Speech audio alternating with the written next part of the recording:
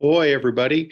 I thought I had promised each of you that I would read 10 minutes. And so, since we're not going to get that done, I thought I'd go ahead and do it on here. And I'm going to read from The Voyage of the Frog. I don't know if that'll show up right there. And I'll read for you 10 minutes a day. Feel free to listen if you'd like. If not, you could read for your own 10 minutes. But this is The Voyage of the Frog by Gary Paulsen. Chapter 1. David Alspeth stopped at the lock gate, felt in his hand the weight of a small Bach which he could not stand to see yet, looked down on the sailboat and tried not to cry. She was 22 foot long, with 2-foot wooden bowsprit sticking from her nose, a stainless steel pulpit above it. Her mast and boom were made of wood, kept in good shape and varnished to a high sheen. She had stainless steel lifelines all around and a small chain in the middle with 2 plastic portals on each side. She was old, designed by a man named Schock, and made in the mid-60s. So old her fiberglass hull had lost its shine and had faintly sanded, opaque look to it, although the original color, robin's egg blue, still shone in the California sun. She'd been made before they fully understood fiberglass and learned that they could make it thin, so her hull was a full half-inch thick. And somehow it made her look stout, tough, and short, and low and punchy and stout. Across her stern was a wooden plaque, and on it was hand-carved frog. David ran his hand over his face. The frog, he thought, and she's mine. I'm 14 years old and I've got my own sailboat, my own complete sailboat, and I would give anything, all that I am, not to have it. He looked across the small marina that comprised most of Ventura Harbor. There was a stiffening breeze kicking up the waves beyond the breakers, and he smiled, thinking of what his Uncle Owen called waves. Lumps, he used to say when they were getting ready to go out and the wind was blowing the sea around. That ocean is full of lumps. And there it was. He used to say. His uncle, Owen, didn't say anything now. Not anymore.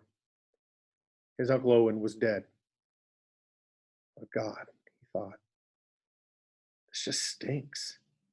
It just stinks to have it be this way. He cradled the wooden box in one hand and pulled a plastic card out of his back pocket and looked at it.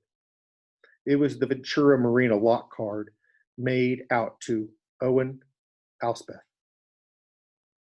He put the card in the slot next to the gate and heard the lock click, pulled the gate open. The tide was out and the walkway sloped down at a steep angle so that he had to hold the handrail to keep from trotting forward. At the bottom of the dock was flat, and he walked to the slip holding the frog. She wasn't locked. Owen didn't believe in locks. Didn't believe in anything that held or confined things. If they're going to steal something, the lock won't stop them, he said. And nobody had ever stolen from him, though other boats in the marina had been hit several times. Didn't believe in locks or chains or tying things down. Ah, David thought, and he shook his head and tried to shake his grief, the memory of the whole stinking mess pouring back into his thoughts. Owen had felt a backache and had gone to the doctor on Monday morning, and by Tuesday he knew he was going to die.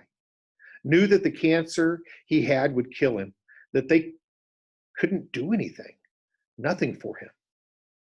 Again, David controlled the tears. Down the dock a bit, an older man stared at him for a moment, then turned away. It had spread so fast, the cancer, so incredibly fast. A week after he'd gone into this hospital, they'd found more tumors in his brain, and Owen called David to visit him. David had wanted to go sooner, but while they were running tests, Owen had asked him to wait. David's parents, Owen was his father's brother, were taking turns staying with him in the hospital. His mother had been there when David came the first time, and Owen asked her to leave. David hated hospitals, and it was worse when he saw Owen lying in the bed. He looked weak, caved in, dead already, dead and done. And when David saw him, he was overwhelmed with the change. His uncle's cheeks were sunken and his whole face was cast in gray somehow, and it looked even flat. And the smell from him was a mixture of alcohol and urine and feces. And David had heard his mother say that the tumor in his spine kept him from controlling himself from the waist down. Instantly, without a single thought that was coming, David threw up. And of course, that made it all the more horrible. His Owen, who was so close, his own Owen, who had taken him out sailing so many times and who had always kept to himself, so neat that when the wind blew, his hair didn't move. His own sweet Uncle Owen. He just couldn't see him without throwing up, making a mess all over the floor. To make it worse, Owen laughed. A skull laugh. Some smell, isn't it? And David thought, what can I say? What words can come out of me to make this all right? And of course, nothing came, and he stood there with the mess on his shirt and the floor, looking but trying not to stare, hurting and trying not to breathe. And he was taken by such a roar of hate that it made his vision blur even more than the tears. There had to be somebody to hit for this, he thought. There had to be some enemy to hit for this stinking death thing that was in his room. I think it might take 2 more weeks, Owen said, shrugging his bony shoulders like 2 hooks. Tubes seemed to poke into him in many places, and they rattled when he moved. I doubt I'll make it a week, but who am I to know? David shook his head, angry jerks. Don't talk like that. Things happen. People make it. There are things they can do. There's always things they can do. But they both knew the doctors could do nothing, could take nothing more for him, nor add anything to him to save him. All they can do now is keep him drugged and comfortable. Owen looked past David out the window at the hills in the back of the Ventura.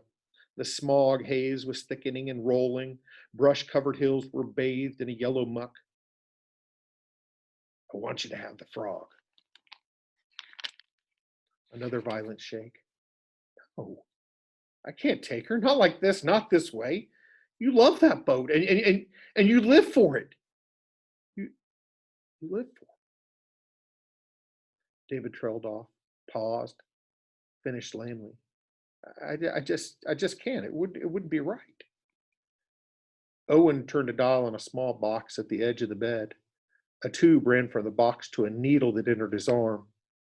He had a pinched look at the corners of his eyes from the pain, but it left almost instantly.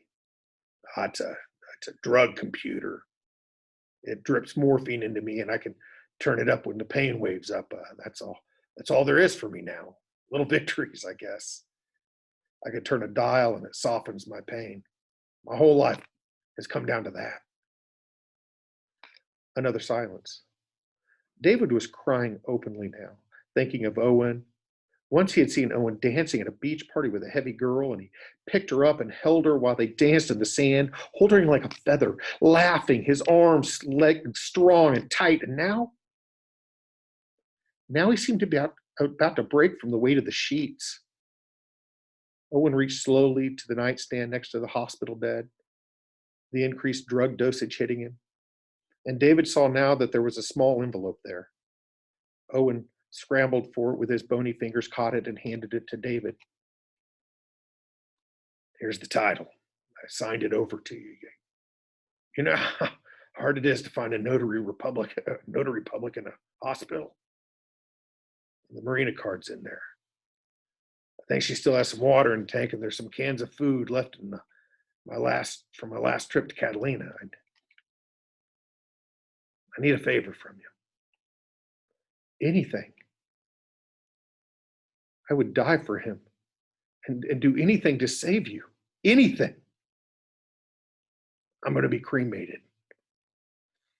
I want you to take my ashes out alone on the Frog, out to sea alone, and leave me there. Take me where you can't see land and scatter my ashes there in the water. David held the envelope crushed in his hand, held it while he cried, and the silence had come again. Come and stayed and grown until David's mother came back into the room and broke it with talk. He didn't make it a week. Just 6 days. On the 15th of May, while David was in his last day of school in the 8th grade, his Uncle Owen died in a drugged state resembling a coma. Even knowing it was coming hadn't helped. The grief tore at David and his parents. Owen had no family, no other family, had never married and stayed close to them, lived only 4 blocks away, ate with them, and was the first to take David sailing. Several times he had taken him on 2- and 3-day trips out to Santa Cruz Island and once to even Catalina. And now he was gone, completely gone. David stepped onto the boat, felt her rock quickly to his weight, jerking lightly against the ropes that held her to the slip dock. Seagulls had been perching on the boom. There was a mess on the top of the cabin and the floor of the cockpit, and he stepped to the side to miss it. He unhooked the hasp holding the sliding cabin topnotch in place and slid it forward. His nose was immediately filled with the rank odor from inside the boat. The cabin hadn't been opened since the last time Owen had come with him to the marina over a month ago, and it smelled of mustiness and mildew and fungus and something else as well, something David couldn't pin down at first. When it came, finally it stopped him cold. One hand on top of the hatch, it was the smell of Owen. No, it was more than that. It was Owen himself, the ghost of Owen. The smell was the boat and Owen, and David could not tell in his mind where the boat ended and Owen began. He sat then on the edge of the cockpit, holding the box, and cried, letting it roll out of him in uncontrollable heaves. His hands clasped between his knees, and the sound of the waves and the gull and the sea all around him. That's chapter 1. I'll read chapter 2, or at least 10 minutes of it, tomorrow.